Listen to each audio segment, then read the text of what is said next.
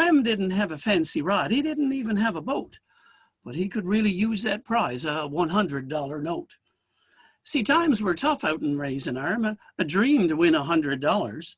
So a lantern on a grassy hill might attract those big night crawlers. See, this would be a better life for his 2 kids and wife. So he didn't wait. As soon as it got dark that night, well, he went out and looked for bait. But he dropped his candy, it's called a peppermint knob, as he walked around. And then he felt a rumbling come up from underground. Well, worms, sure worms, there was millions of them he had never seen the like. And they were all hell-bent on this peppermint. My God, there, what a sight. Well, he took as many as he could, and he turned to go for home. And that's when he spied that one mighty worm on the grass there all alone. It lifted its head and turned around, and you should have seen Clem's gob. When that worm, he spoke, he said, listen, Skipper, have you got another peppermint knob? Well, Clem just stood in disbelief, and then he chucked the candy down. And if worms could smile, well, this one did. And he swallowed that candy down. Oh, now. Clem said, I got plenty more where that came from if he likes to have our candy.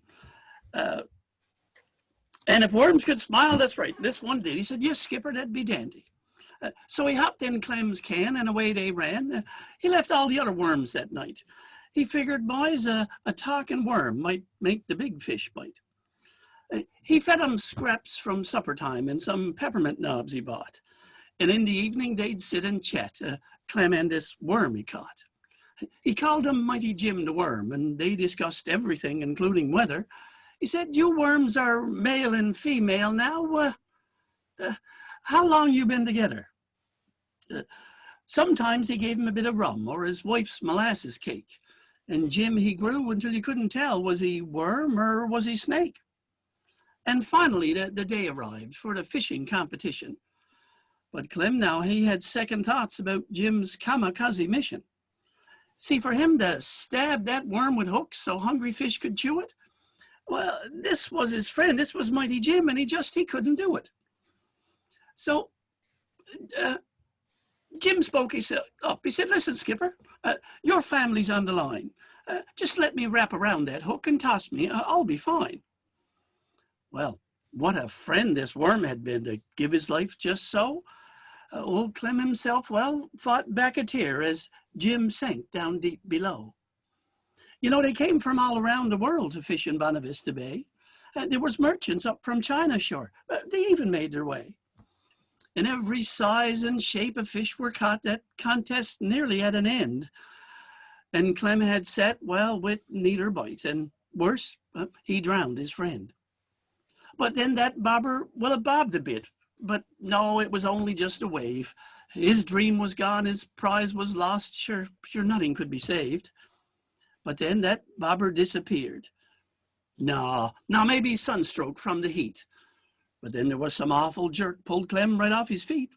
And it took 4 men to hold him, so he wasn't dragged right in. But by the rules, they let him go. You got to fish alone to win. Well, he fought that fish for hours and hours as he jumped and twisted and turned and had a chance now from the sacrifice of, well, Mighty Jim, the worm. He pulled that fish upon the beach. The judge came running with the scales. He said, Clem, you are disqualified. We're not accepting whales. Well, there's a man with a broken heart. He stood broken on the shore. Whales are mammals, they're not a fish, so his dream would be no more. So with tears in his eyes, he took the cash and picked up that fishing rod. Oops. Now, there you go. But those Chinese merchants, right, they said they could brighten up Clem's day. They said, we'll give you, say, 4 cents a pound if we can take that fish away. Well, Clem figured, boys, 4 cents a pound, a bit of cash could help a lot. And when the boys broke out their abacus, $500 on the spot. Oh, with cash like that, I could buy a house and a boat, and we could live like kings for years. But then he thought about poor Mighty Jim, and his eyes filled up with tears. Yes, with saddened eyes, he took that cash and picked up the fishing rod. But then there was some commotion over by that whale's mouth, and then it split a bit abroad. Sure, what took so long? Said Mighty Jim. And my God, you looks like hell. If you hadn't brought him in by now, I would have dragged him in myself. You see, Mighty Jim survived, although he was slightly bruised and bloodied, and he helped Clem save his family, so they're now good fishing buddies. So Clem bought a house and a boat, and his life is on the mend. And he bought a lifetime supply of peppermint knobs for Mighty Jim, his friend. So pay attention, all you fisher people. There's a lesson here to learn. It's not the size that wins the prize. It's how mighty is your worm.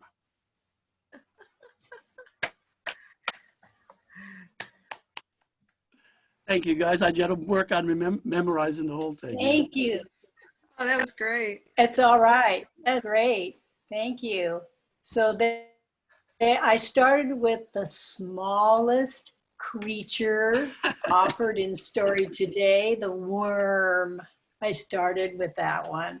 And then I was going to go by what size they were, but some of you, the next one in particular, Rupa is next. She's got a mouse and she's got an elephant in the same story. Now, where was I going to put that?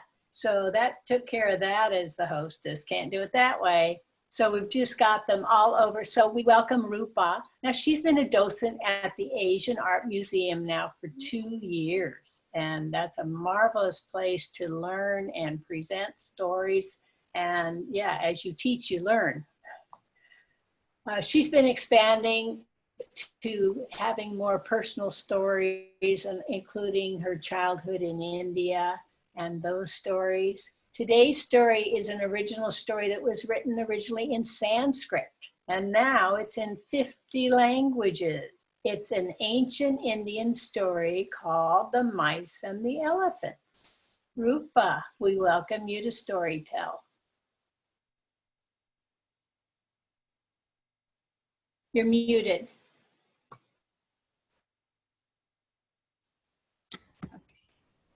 Namaste. Today I'd like to take you back thousands of years ago to a place in India when animals talked to each other and they lived harmoniously. Yes, a jungle in the middle of India where there lived a herd of large elephants. They were all so majestic, especially the leader, the king elephant, who had a huge body, large flapping ears, a long trunk, and beautiful ivory tusks. And every day he would lead his herd to the nearest water hole where they would all enjoy the cool water. But one summer, it was hot and dry, and there was no water left. And they were wondering what to do. At that time, a little bird, a friendly bird, came by, tweeting, King Elephant, I know where to find water. There is a large lake on the other side. There is enough water for 10 herds like you. Go there and you'll be happy. And off went the elephants with their leader. They walked and they walked, and they were starting to get really thirsty and hot. And then they saw a beautiful lake rippling. They started speeding up and going faster to get the water without realizing that there were little creatures by their feet, little mice, in fact, who had lived there for thousands of years. And the mice went, ouch, ouch, ouch, ouch, please, please, you're stamping us. But the elephants couldn't hear anything, and they kept going. Oh, it's a stampede, let's run. And they ran back into their holes. And then they felt their home trembling, and the walls were starting to come down, and they were covered with dust, and some of them got injured. And soon to their big relief, it stopped. There was a clever young mouse, and he decided to take some action. he rounded up his bunch of buddies and they all went out of the hole. And just when the elephants were coming back after a fantastic time in the water, they climbed on each other like a ladder. It's And freezing up a little bit. oh, is it better now? They climbed on each other like a ladder. Oops. Okay. Sorry about that. As the elephant were coming from the water, the mice climbed on each other like a ladder, and the little brave mouse watched. He looked at the king elephant and said, King elephant, please, can you help us? We know that you came this way and you almost destroyed our homes, and also you frightened us. Can you do something about it? Is that so? We are so sorry, said the elephant. We didn't mean to, but we were so thirsty, you know. Oh, I understand, but I have a plan. There is another path on the other side. Maybe you can take that path so you'll be out of our way. Sure, we would be happy to do that. Sorry we bothered you. But King Elephant, what can we do in return? Is there a way we can repay this favor? You mean well, but what can you little mice do for us? You are so small after all. Just go back and be safe in your hole. And off the mice went.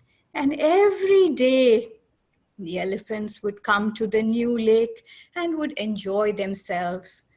But one day, while they were having a great time, drinking the water like elephants do, and splishing and splashing, they were not aware of danger lurking nearby. Danger! There were this big group of poachers who had tracked them, and they suddenly came upon the elephants and caught them by surprise. With their big ropes, they lassoed their elephants and pulled them, 4 or 5 men to an elephant.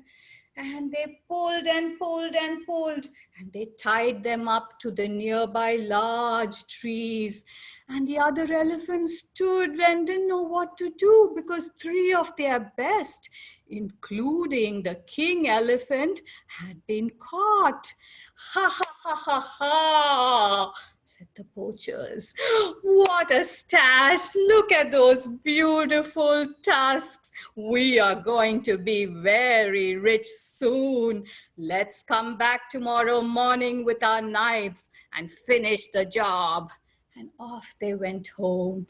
The elephants were so frightened. Some of them tried tugging at the ropes, but to no avail. And also it was getting dark. King asked them to go back, except for one, his friend elephant. And as they stood, some animals came by and tried to help. A deer came by. A tiger came by and tried to use its claws. The friendly bird came by and pecked at the rope. Even a monkey came by and tried to undo, but the knots were impossible. Finally, the elephants were getting very anxious. Suddenly, the king elephant had an idea.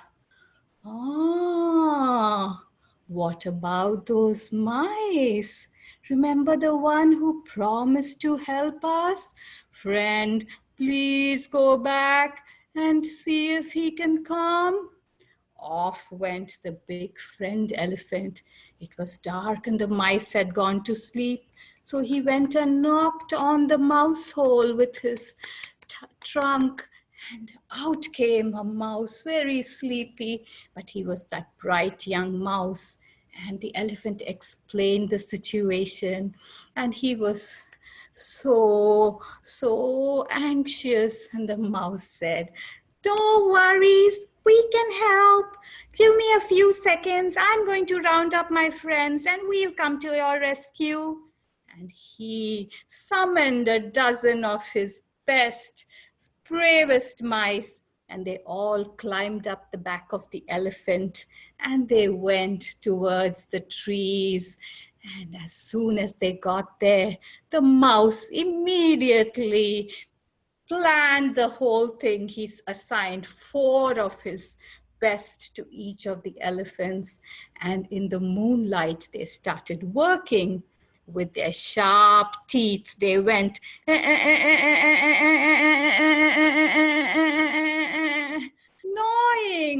gnawing into that coir rope, which was so thick.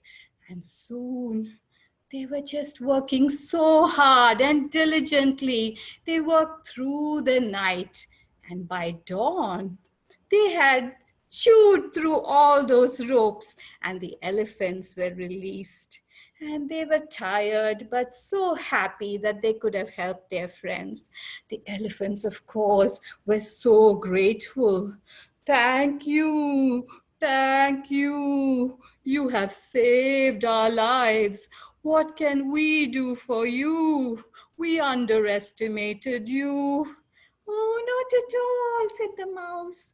You stayed out of our way when we requested you, and all we could do for you is come and help when you had this crisis. So now off you go back to your families and stay safe away from those poachers, okay?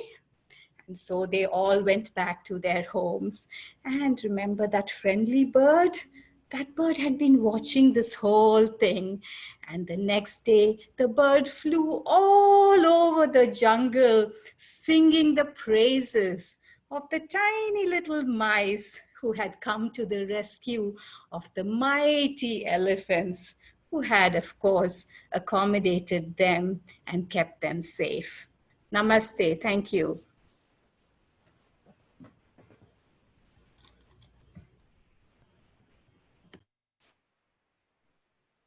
Thank you so much. And she brought a lot of animals with their antics and their helping moods, helping each other. Excellent. Thank you so much, Rupa. Our next teller, he and I traveled among with some other, 40 more storytellers to China a year and a half ago. Oh, it's almost 2 years. Anyway, he took this story in his pocket. That's what I call it. Tuck a story in your pocket and go traveling so you have stories to tell. So he tucked this one in his pocket, and it's an African-American folktale. It's morphed into an urban and a rural Black culture story that it speaks about the troublemakers in our midst. We've always got a few of those, and he's going to tell us about the signifying monkey. Ben, let's hear from you. Thank you. All right, so we had a monkey, we had mice, and we had fish and worms. So I've got this elephant also, and a lion, and a monkey.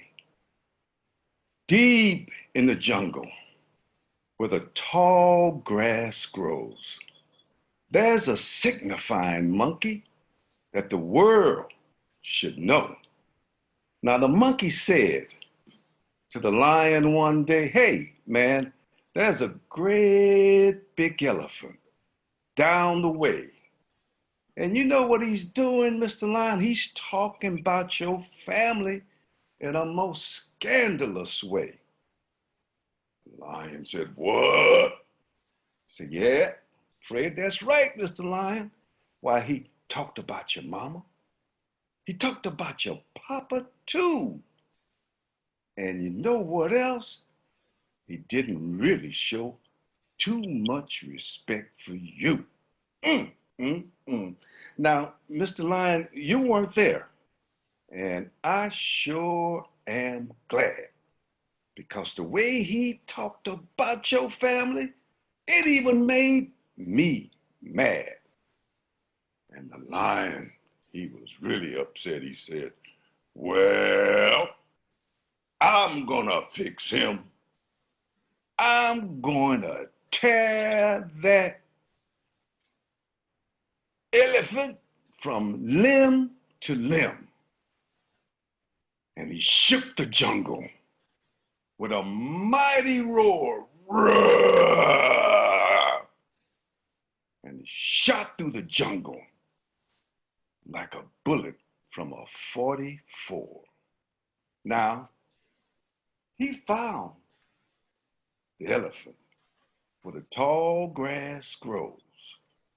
And he walked up to him and looked up and said, "Hey, you, Mr. Elephant, I understand you've been talking about my family, and I come here to punch you in your long nose."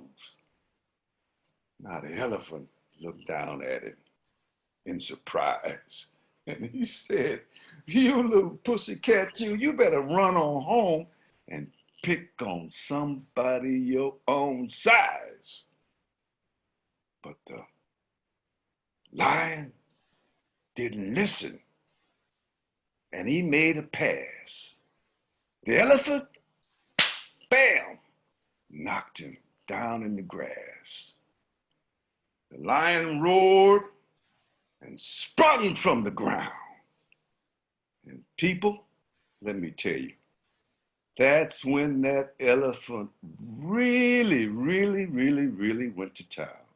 Lord, he whipped that lion for the rest of the day.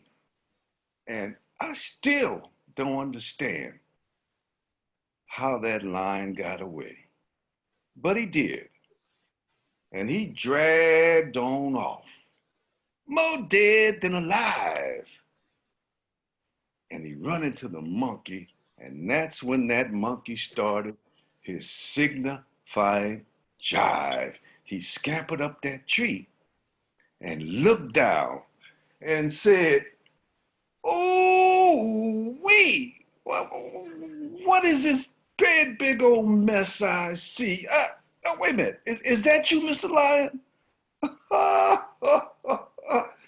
Do tell. Man, that elephant whipped you to a fare thee well. He gave you a beating that was rough enough. And you running around here talking about you the king of the jungle? Ain't that some stuff? What? Now you gonna try to roar? I'm gonna hop down there and whip you some more if you don't stop. And with that, the monkey started laughing, swinging through the top of the trees and jumping up and down. All of a sudden, his foot missed a limb and he plunged to the ground. Now, the lion was on him with all 4 feet. He's about to grind that monkey into hamburger meat. Not monkey meat, y'all, but hamburger meat. And then the monkey saw that he was in grave danger. And he called on all his mother wits, and he looked up and said, "Please, Mr. Lion," with tears in his eyes. He said, "I apologize." He said, if you just let me go, I'm gonna tell you something that you really need to know. So the lion, he raised on up, backed up to see what he had to say. And in that instant, the monkey scampered up the tree and got away. He looked down and said, "What I want to tell you, Mr. Lion, if you fool with me, I'm going to sick you, the elephant on you again." And the lion looked up with utter disgust and said, "You jive, if you and your monkey children want to stay alive, up in them trees is where you better stay." And people, that's where they've been this very day. Signifying monkey, stay up in your tree. You are always lying and signifying, but you better not monkey with me. That's all, y'all. Give him a good jazz hands. Thank you, Ben. We've got monkeys and elephants all over our stories today. Thank you. I saw Ken especially enjoying that one in its verse, and to bring it out of verse, you know, to tell more flowing like a story takes practice and practice, and it's wonderful. Thank you, Ben. Our next teller is Ida Johnson, and I probably met you at Stagebridge or at Orinda, probably Orinda even before Stagebridge. So Ida, okay, she's unmuted. She lives in Concord, right, Ida? Pleasant Hill. Pleasant Hill, that's close, okay. So I do see her often at Orinda Storage Swap. So we welcome her, and she's learned a lot from Stagebridge, going to the Stagebridge courses. And we all appreciate that organization has helped all of us a lot. She's bringing us Sly Old Coyote. Oh, we had mischievous monkeys and those coyotes, and he's going to deal with turtle today. This is a North American Indian legend, and it's called Fire Race. I'm going to remove the recording. Resume recording. There we go. All right, so we're back on now, completing, and we're going to take a break now for Delta Wordweavers. I'm going to give you 2 more announcements. A week from Wednesday, the 23rd, the Tail Spinners of Orinda, they need to bump off Thursday and come back to Wednesday. I'll tell you why in a moment. So next week on Wednesday, go to the Tail Spinners Orinda. I think they'll have the same link that they figure that out. So you'll get to hear Kirk Waller and his son Elijah Waller are the featured tellers at Orinda Story Swap in a week from Wednesday. Again, go on the website, Zach Storytelling Association California. Look on the calendar there for that. Okay, you need to, SAC members, you need to go to your Storyline and go on Storyline, look on the Swap Talk event to get the link. If anybody doesn't have the link, let's see. All right, I just, in chat, I just put the website. That's the website. And I'll also put Delta Wordweavers here in a minute. I need to go to everybody.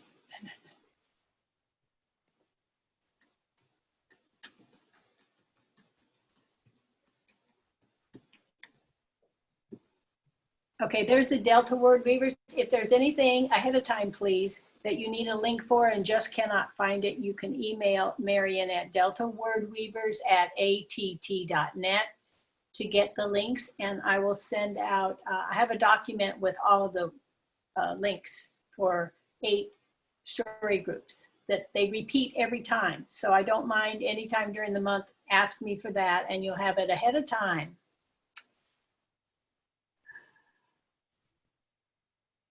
And then next week on Thursday, Storytelling Association is beginning their series called In Living Color. So SAC is teaming up with storytellers of different races or communities that face discrimination. And they have 4 storytellers of different races next week. They're going to share stories that somehow, in some ways, they're illustrating the issues regarding race or the discrimination issues. So they're facing this head on in stories, and it helps to hear the stories of other people to understand their points of view. So that's coming up. Next week you have 2 things, and this week you have 2 things. Remember, this Wednesday and this Saturday. We're going to take just a 3-minute break, just a little bit if you want to go get a drink or something. So I'm gonna just time it here. I'll see you in 3 minutes, or I'll be here chatting if anybody has any general questions. Okay, we're gonna start our stories again in 3 minutes. 55. I have 2:55. 2:58 or 9. But yeah, everybody's still muted, so if you want to ask me a question, unmute yourself. Yeah, I have you all muted. I think you can do it yourself. You know, I'm actually going to pause the recording too during the break. And here we are for our second half of Delta Wordweavers. Our next tellers are Linda Kennedy, Thelma Field, and David McGathy. So I did ask for ballads because ballads are stories, and Marion likes a bit of music in her events. Linda is risen to the occasion, and she's got some animal antic stories. Ballads are telling us about the day in the life of these critters. And I had some critters that have animal antics. So Mr. Mouse, yeah, I know. Let's see, oh, Mr. Mouse here and Mr. Lizard. Mr. Lizard is here and Mr. Frog. They've come to do their animal antics, and maybe they're in some of Linda's songs. Linda, tell us, sing to us about the animal life. Are we okay? Well, am I on? I don't see myself on the screen. You are on, and you're on speaker view. You're big as the world. Oh, okay, because I usually see that, but I don't see myself on the screen right now. Okay, well, I signed up to tell a story, and it was a true story about a squirrel. And then Marion said, well, maybe we'd like some ballads. And then I started thinking about all the fun songs there are about animals and critters. And I changed my mind and I said, I'll do that. So my first one is one that I did with my kindergarten children. And I first heard it at the Sierra Storytelling Festival about 25 years ago. And it was sung by Rosalie Sorrells. So this is the first one. I'm going to do two. Oh, and by the way, I'm not a singer. I had a storyteller once tell me that those of us who like to sing in our stories, if we're not singers, we can call our songsters. So this is a songster. Okay. My Uncle Walter goes waltzing with bears. It's the most unbearable state of affairs. Every Saturday night, he creeps down the back stairs, sneaks out of the door, and goes waltzing with bears. He goes wah, wah, wah, wah, wah, wah, waltzing with bears. Raggy bears, shaggy bears, baggy bears too, and there's nothing on earth Walter won't do, so he can go waltzing, a wah, wah, wah, waltzing. He can go waltzing with bears. I went to his room in the middle of the night, tiptoed inside, turned on the light, but to my dismay, he was nowhere in sight. My Uncle Walter goes waltzing at night. He goes a wah, wah, wah, wah, wah, waltzing with bears. Baggy bears, shaggy bears, baggy bears too. And there's nothing on earth my Uncle Walter won't do. So he can go waltzing, wah, wah, wah, waltzing. He can go waltzing with bears. I bought Uncle Walter a new coat to wear, but when he comes home, it's all covered with hair, and lately I've noticed there's several new tears. My Uncle Walter's been waltzing with bears. He goes wah, wah, wah, wah, wah, wah, waltzing with bears. Raggy bears, shaggy bears, baggy bears too. And there's nothing on earth my Uncle Walter won't do. So he can go waltzing, wah, wah, wah, waltzing. He can go waltzing with bears.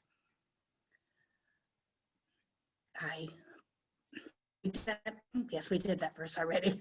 I asked Uncle Walter, Why can't you be good and do all the things that we say that you should?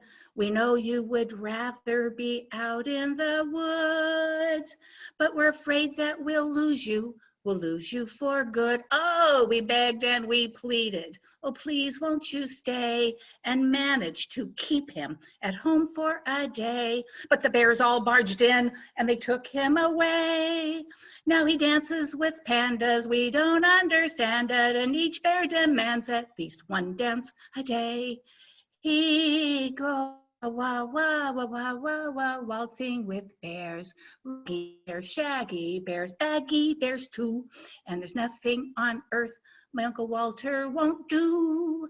So he can go waltzing, a wah, wah, waltzing. He can go waltzing with bears.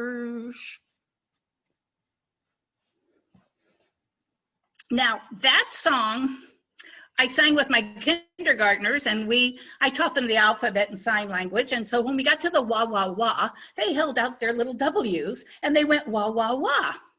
Years after I retired, I was looking for more verses for that song, and I went on the internet and I found out that was a old British pub song. And I said, oh, having my children pub songs in the, well, at least they were holding up W's and not pints of Guinness, so I guess that's okay.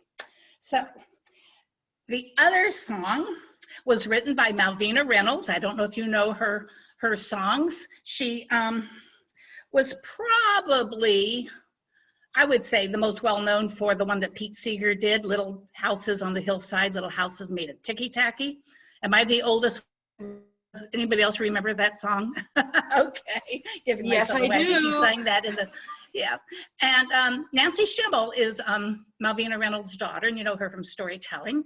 And she wrote things like The Magic Penny, Love is Something If You Give It Away, and another one about If You Love, Love, Love Me. But this one, my kindergartners also sang, and it's just a delightful little short song. Okay. You can't make a turtle come out. You can't make a turtle come out. You can call him and coax him and poke him and shout, but you can't make a turtle come out, come out. You can't make a turtle come out. If he wants to stay in his shell, if he wants to stay in his shell, you can knock on the door, but you can't ring a bell, and you can't make a turtle come out, come out. You can't make a turtle come out. Be kind to your four-footed friends. Be kind to your four-footed friends. When you poke at a turtle, he retreats at both ends. So you can't make a turtle come out, come out. You can't make a turtle come out. So you'll have to patiently wait. You'll have to patiently wait. And when he is ready, he'll open the gate. But you can't make a turtle come out, come out. You can't make a turtle come out. So when you forget that he's there, when you forget that he's there, he'll be walking around with his head in the air. But you can't make a turtle come out. You can't make a turtle come out. Thank you.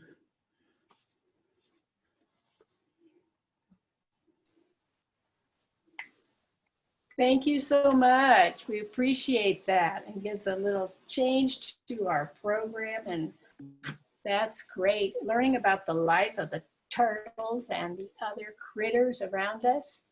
So much when done in fun.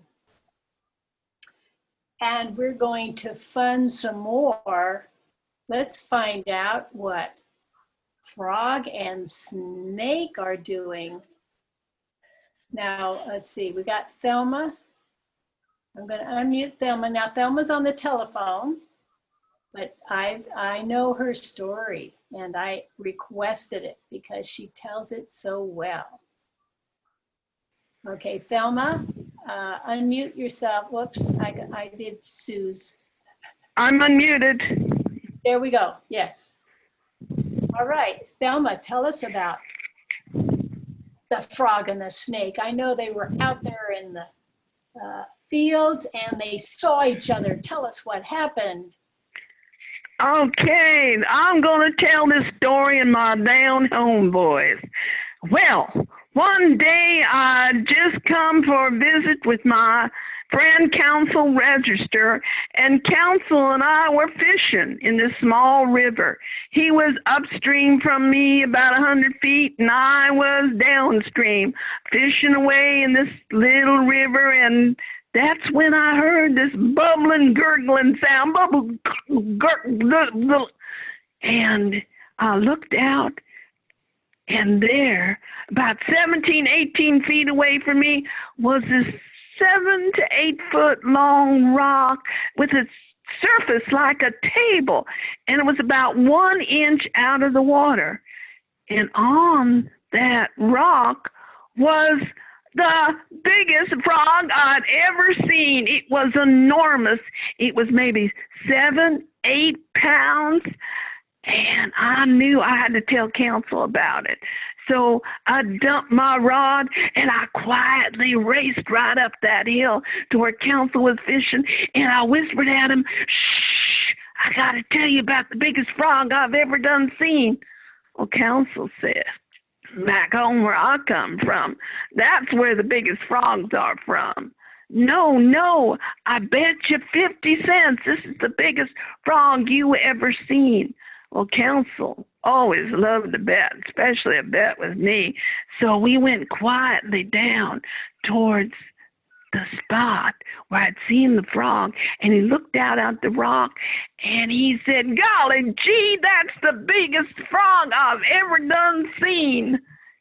And he was about to give me my 50 cents when we saw this snake going through the water. It was a water snake, and it was about as wide as my wrist, and it was about 7, 8 feet long, and it began to slide and settle up on the rock, probably to get a nice sunbath. And it began to circle around like snakes do. And I said, Council, that snake is going to eat that frog." Well, Council said, "No, that frog is going to eat that snake." And I said, "I'm maybe from Washington, D.C., but that snake is going to eat that frog." And so we decided to make a bet, $25. And that's when the snake spied the frog. His tongue was going back and forth in his mouth, and he jumped out and grabbed the back of the frog and began to swallow, because that's what a snake does. They don't chew their food, they swallow it. And that frog, he began to try to pull himself out of the snake's mouth, but he couldn't. So it was going to be whirling around, both of them, the frog and the snake. And at one point, the snake's tail went in front of the frog, and the frog swallowed it and began to eat the frog. Well, this was going on for some time. First the frog was faster, then the snake was faster, and it was all these gurgling sounds going on, because snakes and frogs are not very polite eaters. And the frog and the snake had gotten down to only a ½ inch on the snake, and only the lips of the frog showing. And we said, $51 each of us. Yeah. And then I began to think maybe I should have tripled that bet. And at that moment, the frog and the snake were both gone. Council turned to me and he said, "That frog ate that snake." And I said back to him, "That snake ate that frog." Well, we finally decided, well, they'd both eaten each other, so I gave him $51 and he gave me $51, and we called the bet square. That night, I heard from some of my fellas in town that council was bragging about winning this big bet off of me. But, you know, I didn't mind because I was going back to Washington, D.C. that next day. And I was thinking about all those Republicans and Democrats arguing with each other, going round and round and round. And frankly, would you like to make a bet? And that's the end of The Snake and the Frog. And to this day, yeah, the Republicans and Democrats are going around and around in a circle. Ain't that the truth? And she brought it to today, just like we do on our other stories. Love that telling. I could just see him out there by the Thank you water. very much. Just Now I'm going to go tossing mute it. myself. Okay, well, we appreciate that. Was a great telling of Frog and Snake. Thank you very much. I appreciate that very much. You're welcome.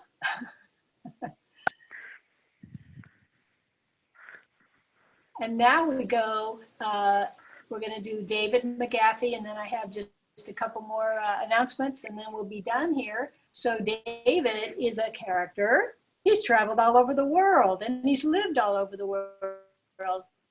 He's collected stories. Also, while he was out there, he told stories to all kinds of different people in different countries and cultures. So he shared with them, and they shared with him. Now he's collected stories. He even met perhaps a dragon. Today he's got to tell us about Cream Puff the dragon. I haven't heard this story. David, would you tell us about Cream Puff? This is the biggest. We're ending with the largest animal in our menagerie today. David. Well, maybe not quite, because well, you'll hear. Now, where's my picture? Am I up on the screen? Yes. Okay.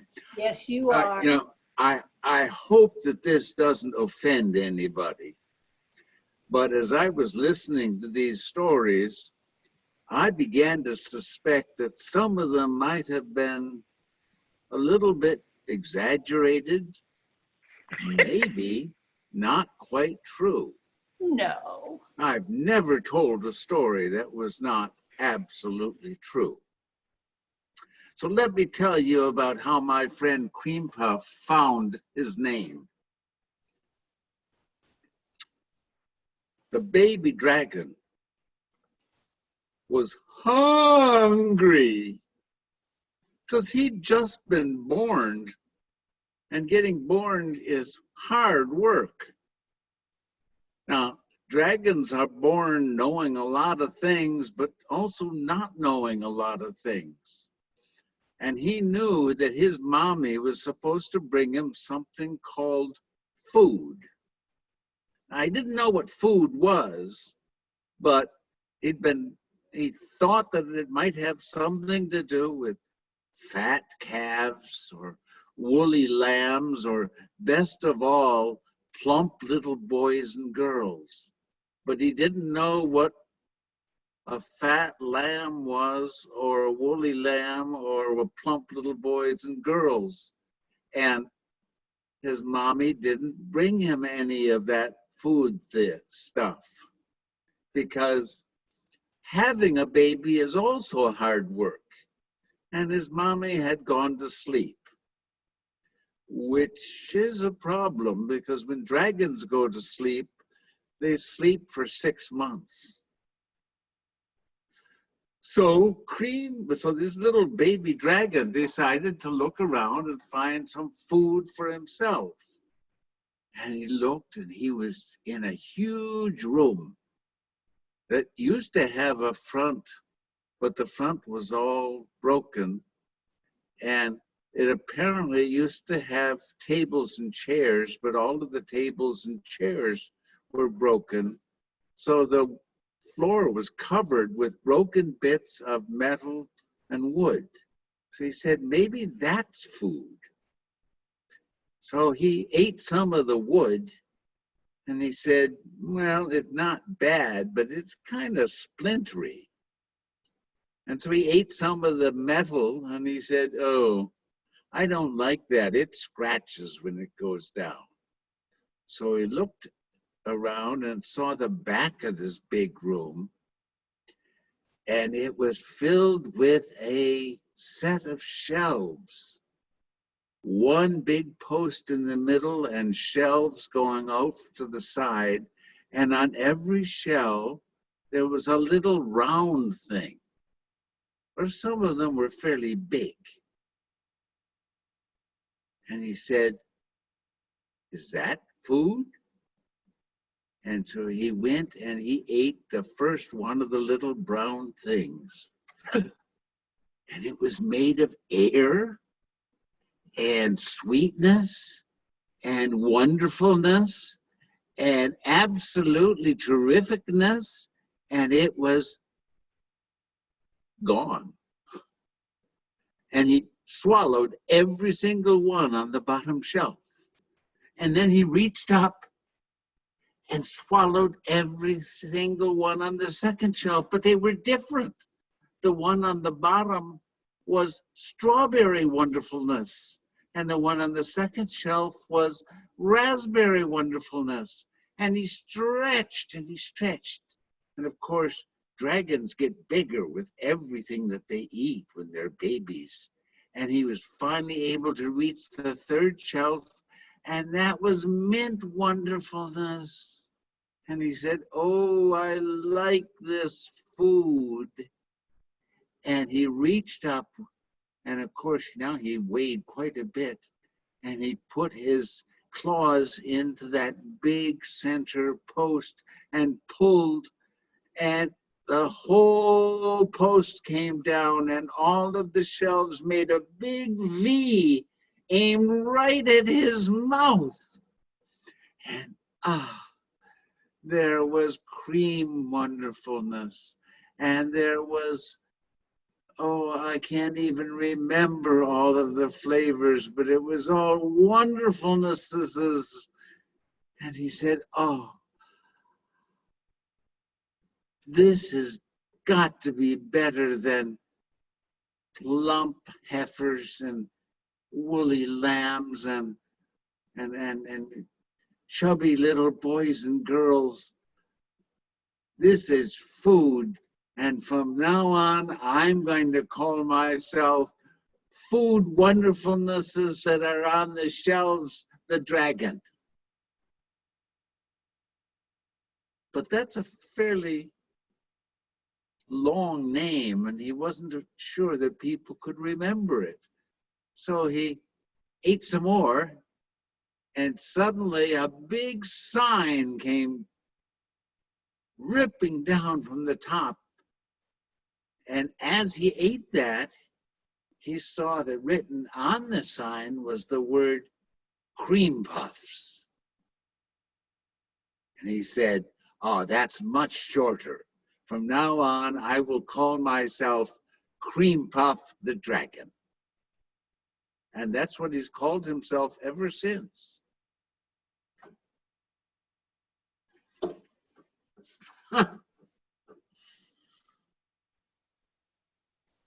Makes me hungry. Okay, I unmuted everybody, and everybody, you have to unmute yourself just to come to the end. You can do that while I give you our final announcements here. So if you want the document that has 8 story swaps of this Bay Area, I will send it to you. So I put in the chat deltawordweavers@att.net and ask me for the document of all the story swap links. That's the key. Do that anytime is fine. For Wordweavers, our next one that's always on the second Sunday, I'm going to include November this time because my celebration is far enough away from the swap. So I'm going to keep, okay, October is October 11th, October Festive Stories, November 8th. The theme is grateful. December 13th, are we there yet? Interpret that any way you want. Are we frustrated? Are we there yet? Bring a story, a personal one, or something else that applies to. Are we there yet? What was the 8th, Marion? Could you repeat the 8th? I will. I will repeat all. October 11, Oktoberfest, November 8, grateful. December 13. Are we there yet? So yeah, I've learned just because people are asking for stories ahead of time. So yeah, Bobby's going to email me right away and say she wants to tell next month, right, Bobby? Yes, yes, yes. That's fine. That's great. So these are suggestions. You don't have to stay with our suggestion, but I find it pretty fun to stay with those. Yes. I'm going to click off the recording shortly. Well, right now, but you can get this recording on the SAC website. So go to Storytelling Association of California or storysac.org. And on the very first page of the website, you will see, it says, check out our new YouTube channel. You click on those words and it pulls you in, and then you see a whole plethora of stories. Okay. We're signing off on the recording. Goodbye, recording.